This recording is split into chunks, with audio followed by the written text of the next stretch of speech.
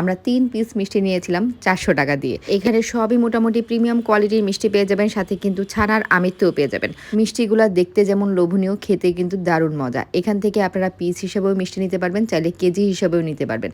আমি লাস্ট ব্লগে আপলোড করেছিলাম 200 টাকায় রাবড়ি যেমন খেয়েছি।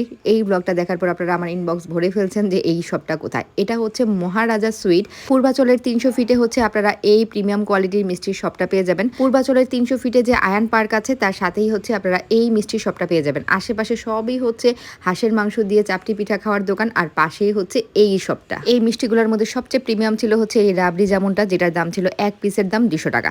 এখানে মিষ্টির পাশাপাশি দহি চাট, পাপড়ি চাট, কলিজা সিঙ্গারা সহ আরো অনেক আইটেম পেয়ে যাবেন। আমরা 3টা মিষ্টি নিয়েছিলাম। এটার নাম ছিল ক্ষীরভোগ, এটার দাম ছিল 120 টাকা। এটা হচ্ছে রাবড়ি জামুন, এটার দাম ছিল 200 টাকা। আর এটার দাম ছিল মেবি 80 টাকার মতো। এই রাবড়ি জামুনটা 200 টাকা পার পিস হলেও খাওয়ার পরে মনে হবে পয়সা উসুল। প্রিমিয়াম কোয়ালিটির যে কোনো জিনিসের দাম বেশি হবে, এটাই স্বাভাবিক।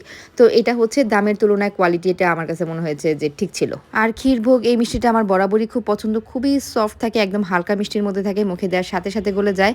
এটা এক পিসের দাম ছিল 120 টাকা। জাস্ট ওয়াও ছিল। এই দুইটা খাওয়ার পর আমার পেটে আর জায়গা ছিল না যে আমি 3rd নাম্বার মিষ্টিটা ট্রাই করবো। তো ওইটা পার্সেল করে বাসায় নিয়ে এসেছিলাম। পূর্বাচলের 300 ফিটে হাঁসের মাংসের দোকানগুলোর কাছে গেলেই আপনারা এই শপটা পেয়ে যাবেন।